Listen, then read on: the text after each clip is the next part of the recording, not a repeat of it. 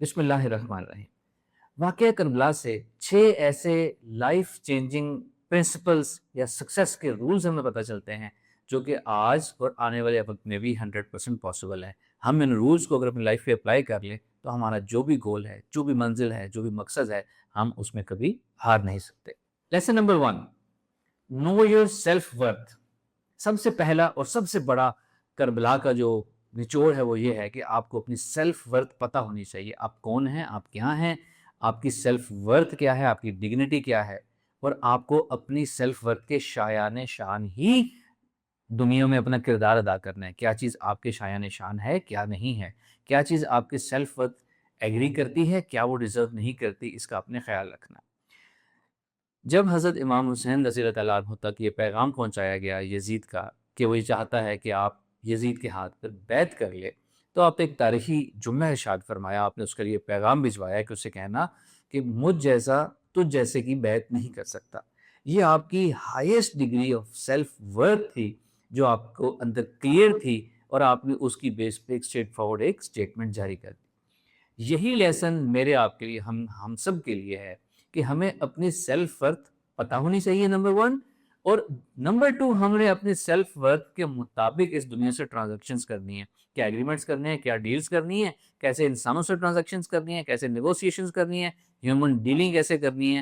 اپنی self worth کو نظر میں رکھ کر آپ نے یہ کام کرنا ہے۔ Lesson number 2، predefined life priorities. آپ کی زندگی کا مقصد طے ہونا چاہیے اور زندگی کی ترجیحات ویری کلیئرلی ڈیفائنڈ ہونی چاہیے اور آپ کو پتہ ہونی چاہیے۔ حضرت امام حسین رضی اللہ عنہ کو اپنی زندگی کا گول بھی پتا تھا، اپنی لائف کی ترجیحات بھی پتا تھی۔ آپ کو اپنی ریڈ لائنز بھی پتا تھی، اپنی گرے لائنز اور اپنی گرین لائنز ہر انسان کو پتا ہونی چاہیے۔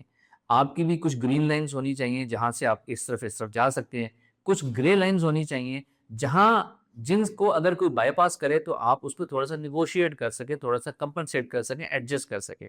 اور فائنلی آپ کی ایسی ریڈ لائنز ہونی چاہیے جس کے سامنے کوئی بھی ڈیسیژن میکنگ یا کوئی بھی کمپرومائز آپ نہیں کر سکتے، اور اس ریڈ لائن کو بچانے کے لیے آپ کچھ بھی کرنے کو تیار ہیں۔ حضرت امام حسین رضی اللہ تعالیٰ عنہ، آپ کی زندگی کے گول، آپ کی ریڈ لائنز 100% طے تھی، پرائورٹیز کلیئرلی ڈیفائنڈ تھیں۔ جو آپ سے ڈیمانڈ کی جا رہی تھی اور جس سچویشن میں آپ کو اور آپ کی فیملی کو ڈالا گیا، آپ نے اس کے اوپر کوئی سمجھوتا کرنا مناسب نہیں سمجھا، یہاں تک کہ آپ نے اپنے پورے خاندان، اپنے پورے کنبے، پورے اپنے اہل و عیال جو آپ کے ساتھ لوگ تھے قافلے میں، ان سب کے ساتھ آپ نے قربان ہو جانا گوارا کر لیا، لیکن آپ نے وہ یزید کی وہ شرط کہ ان کے ہاتھ پہ بیعت کر لی جائے وہ آپ نے قبول نہیں کی۔ یہ آپ کی ریڈ لائن تھی، اور اس ریڈ لائن کو اوائڈ کرنے کے لیے، اس ریڈ لائن کے اوپر آپ کی ڈیسیژن میکنگ یہ تھی کہ اینی تھنگ فار دس، آپ کسی کی حد تک جائیں گے، آپ کچھ بھی قربان کرنے کو تیار ہیں، لیکن ہم یہ چیز ایکسیپٹ نہیں کر سکتے۔ ایسے ہی ریڈ لائنز آپ کی میری لائف میں ڈیفائن ہونی چاہیے، اپنی زندگی کو لے کر، اپنی زندگی کے گول کو لے کر، ہیومن ڈیلنگ کو لے کر۔ Roll number 3، play your part till and. آپ نے اپنا کردار ادا کرنا ہے اور آخر تک کرنا ہے۔ آپ نے یہ نہیں سوچنا کہ میرے اکیلے کے کرنے سے کیا ہوگا، سارا سسٹم خراب ہے، سارا نظام خراب ہے، ایک میں ٹھیک کام کروں گا تو کیا ہو جائے گا، یہ آپ نے نہیں سوچنا۔ اسی میں آپ کی کامیابی کا راز ہے۔ یہی کام حضرت امام حسین رضی اللہ عنہ نے کربلا میں کیا۔ کوفہ کے لوگوں نے آپ کو ہزاروں کی تعداد میں خطوط لکھ کر بلوایا کہ آپ ہمارے پاس آئیں، ہم آپ کے ہاتھ پہ بیعت کرنا چاہتے ہیں۔ آپ نے ان کی بات کے اوپر اپنا کردار ادا کیا کہ آپ اپنے پورے کنبے خاندان کو لے کر آپ چل پڑے، ایک طویل سفر کے اوپر چل پڑے، یہاں تک کہ جب آپ راستے میں قریب تھے کہ آپ کربلا پہنچتے، آپ کو یہ پیغام مل چکا تھا کہ آپ کے ساتھی جن کو آپ نے ایڈوانس میں بھیجا تھا وہاں کی خبر لینے کے لیے، حضرت مسلم بن عقیل رضی اللہ عنہ، ان کو شہید کر دیا گیا ہے، اور وہ تمام لوگ جنہوں نے خطوط لکھ کر آپ کو بلایا تھا وہ اپنی بات سے پھر چکے ہیں، وہ یزید کے ساتھی بن چکے ہیں۔ یہ خبر آپ تک پہنچ چکی تھی، آپ چاہتے تو یہاں سے ڈیسیژن میکنگ کر کے واپس جا سکتے تھے، لیکن آپ نے اپنا کردار آخر تک نبھانے کا فیصلہ کیا۔ آپ میدان کربلا میں ساری یزیدی فوج کے سامنے بھی آپ نے بار بار وہ پیغام دہرایا، اللہ کا پیغام دہرایا، ان کو یاد دہانی کرائی کہ آپ کون ہیں، میں کون ہوں، آپ نے کیا فیصلہ کرنا ہے، کس وقت کرنا ہے، آپ کے نبی صلی اللہ علیہ وسلم نے آپ کو کیا فرمایا، آپ کو مجھ سے کیا نسبت کرنی چاہیے، کیا فیصلہ کرنا چاہیے۔ آپ نے اتنی زیادہ تنبیہ کی، اتنے زیادہ آپ نے ان کو تبلیغ کی، اتنی زیادہ آپ نے حجت تمام کی، یزیدی قافلے میں سے کوئی بھی روز محشر یہ نہیں کہہ سکے گا کہ اس کو یہ بات سمجھ نہیں آئی تھی، وہ یہ پیغام سمجھ نہیں پایا تھا، کوئی کنفیوژن ہوئی تھی۔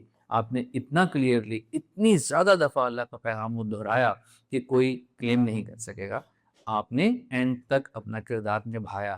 یہی کام میں نے اور آپ نے اپنی زندگی میں کرنا ہے۔ Number 4، correct situational decision making can be life changing. بعض اوقات ہم ایسے فیصلے کرتے ہیں جن کا رزلٹ یا جن کی اپلیکیبلٹی لائف میں آگے چل کر آتی ہے۔ بعض سچویشنز ایسی لائف میں آ جاتی ہیں کہ ہمیں امیڈیٹلی کوئی بڑا فیصلہ کرنا پڑتا ہے، اس سمت اس وقت، اور فیصلہ کر لیں اور درست فیصلہ کر لیں تو this can be life changing. وہاں ہمیں سوچنا نہیں ہوتا، وہاں ہم ڈیلیبریشن نہیں کر سکتے، وہاں ہمیں مشاورت کرنے کا ٹائم نہیں ہوتا، وہاں ہم نے اپنی انسٹنکٹ پہ فیصلہ کرنا ہوتا ہے جو کہ ہماری لائف کو ڈیفائن کرتا ہے۔ ایسا ہی ایک انسیڈنٹ کربلا میں آیا۔ یزید کی فوج کے ایک کمانڈر تھے حضرت حر، جو کہ یزید کے حکم پہ آپ کو قید کرنے آئے تھے، آپ کو ساتھ لے کے جانے آئے تھے۔ حضرت امام حسین رضی اللہ تعالیٰ عنہ کی مسلسل تبلیغ، سمجھانے اور گائیڈ کرنے کے بعد آپ کی قسمت بدلی، آپ کا دل بدلا، اور آپ نے اینڈ ٹائم پہ آخری موقع پہ یزید کی فوج کو چھوڑا اور حضرت امام حسین رضی اللہ تعالیٰ عنہ کی فوج میں شامل ہو گئے۔ اور جب جنگ شروع ہوئی تو سب سے پہلے آپ نے جنگ لڑی، حسینی قافلے کی طرف سے سب سے پہلے آپ لڑے۔ پرانے زمانے میں جنگیں ہوتی تھی، سب سے پہلے دونوں طرف سے ایک ایک شاہ سوار آتے تھے، وہ آپس میں لڑتے تھے، کافی دیر ایسے ہی سلسلہ چلتا تھا، اور اس کے بعد جا کے پراپر جنگ شروع ہوتی تھی۔ تو راوی لکھتے ہیں کہ آپ نے سب سے پہلے حسینی قافلے کی طرف سے آپ نے جنگ میں شرکت کی، اور 20 یزیدیوں کو آپ نے اکیلے جہنم واسی کیا، اس کے بعد اب شہادت کے رتبے پہ فائز ہوئے۔ یہ آپ کی لائف کی جو انسٹنٹ ڈیسیژن میکنگ تھی، دس از مارولس۔ اگر مجھ سے کوئی خوش قسمتی کی ڈیفینیشن پوچھے تو میرے ذہن میں حضرت حر رضی اللہ تعالیٰ عنہ کا نام آتا ہے کہ یہ آپ کی خوش قسمتی تھی کہ آپ آخری ٹائم پہ درست فیصلہ کیا آپ نے، اور آپ اس قافلے میں شامل ہو۔ رول نمبر 5، ڈونٹ جج اے بک بائی اٹس کور۔ یہ میسج ہمیں کربلا میں بہت واضح طور پر ملا۔ اگر کوئی کامن پرسن یزیدی قافلے اور حسینی قافلے کا تجزیہ کرے تو یزیدی قافلے میں لاکھوں لوگ تھے، حسینی قافلے میں فیو ہنڈریڈس آف پیپل تھے۔ جو یزیدی قافلہ تھا اس میں بڑے بڑے مفسر، بڑے بڑے محدثین، فقیہ، بڑی بڑی داڑھی والے، تقوی والے، بڑے بڑے صحابہ، حفاظ تھے کہ ان کی تقوی، ان کی نمازیں دیکھی جائیں تو انسان کا دل دہل جائے۔ لیکن وہ یزید کے ساتھ تھے، انہوں نے حضور پاک صلی اللہ علیہ وآلہ وسلم جنہوں نے ہمیں دین دیا، ان کے نواسے اور ان کی اطرت اور ان کی تعلیمات کو چوز نہیں کیا، اس کی جگہ وہ خوف کی وجہ سے، ڈر کی وجہ سے انہوں نے یزید کا ساتھ دیا، اور وہ ایک رانگ سائڈ پر تھے۔ تو آپ نے بظاہر میں دیکھنا کہ بظاہر کیا نظر آ رہا ہے، آپ نے یہ دیکھنا ہے کہ کون رائٹ ہے کون رانگ ہے۔ اگر ساری دنیا ایک طرف جا رہی ہے اور راستہ غلط ہے تو آپ نے اپنا درست راستہ خود چننا ہے۔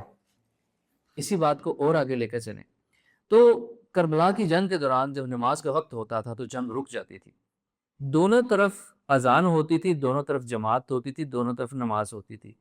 یزیدی قافلے میں بھی وہی اذان ہوتی تھی، وہی نماز ہوتی تھی، حسینی قافلے میں بھی وہی اذان وہی نماز ہوتی تھی۔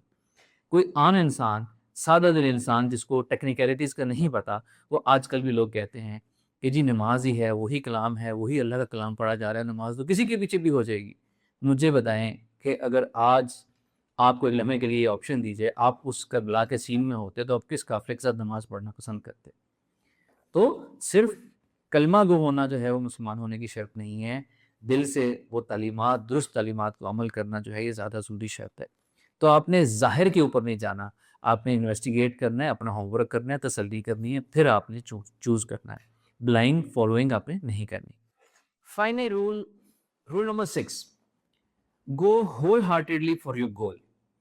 جب آپ نے اپنا گول طے کر لیا، اس کی پرائورٹیز طے کر لی، ڈیسیژن میکنگ کر لی، اب آپ نے اپنے گول کے اوپر چلنا ہے اور آنکھیں بند کر کے چلنا ہے، اور اس گول کے سامنے کوئی بھی چیز ایسی نہیں ہونی چاہیے جو آپ کو اس راستے سے روک سکے، یا جس کی اہمیت آپ کی گول اچیومنٹ سے زیادہ ہونی چاہیے۔ جتنا بڑا گول ہوتا ہے اتنی ہی انرجی زیادہ لگتی ہے، اتنی ہی محنت زیادہ لگتی ہے، اتنی ہی قربانی زیادہ ہوتی ہے۔ مثال کے طور پر آپ اپنے بڑے گول کو پرسو کر رہے ہیں تو آپ اپنے وقت کی قربانی دیں گے، اپنی انرجی کی دیں گے، اپنے سوشل ریلیشنز کی دیں گے، اپنی چوائسز کی، اپنی پرسنل سپیس کی قربانی دیں گے۔ یہی پیغام ہمیں کربلا دیتا ہے۔ ایک شاعر ہیں ادیب رائے پوری صاحب، آپ نے کربلا کے منظر کے اوپر ایک خوبصورت سا کلام لکھا ہے۔ آیا نہ ہوگا اس طرح حسن و شباب ریت پر، گلشن فاطمہ کے تھے سارے گلاب ریت پر۔ اس کلام کا ایک شعر ہے جو اس گول سے متعلق ہے، وہ یہ ہے کہ عشق میں کیا لٹائیے، عشق میں کیا بچائیے، آل نبی نے لکھ دیا سارا نصاب ریت پر۔ یعنی یہ ہے ڈیفائن کرتا ہے کہ آپ کو اپنے گول سے عشق ہے اگر، تو اس کے سامنے پھر کوئی چیز نہیں آنی چاہیے، آپ کوئی بھی چیز اس کے لیے قربان کر سکتے ہیں، کوئی بھی چیز چھوڑ سکتے ہیں، چوائسز چھوڑ سکتے ہیں، راستے چھوڑ سکتے ہیں، سوشل ریلیشنز چھوڑ سکتے ہیں، اپنی لائف کی پرائورٹیز چوائسز چھوڑ سکتے ہیں۔ آپ کے گول کی پرائورٹی سب سے بڑی ہونی چاہیے اور آپ کی سب سے زیادہ انرجی توجہ اپنے گول کے اوپر ہونی چاہیے اگر آپ نے کامیاب ہونا ہے تو۔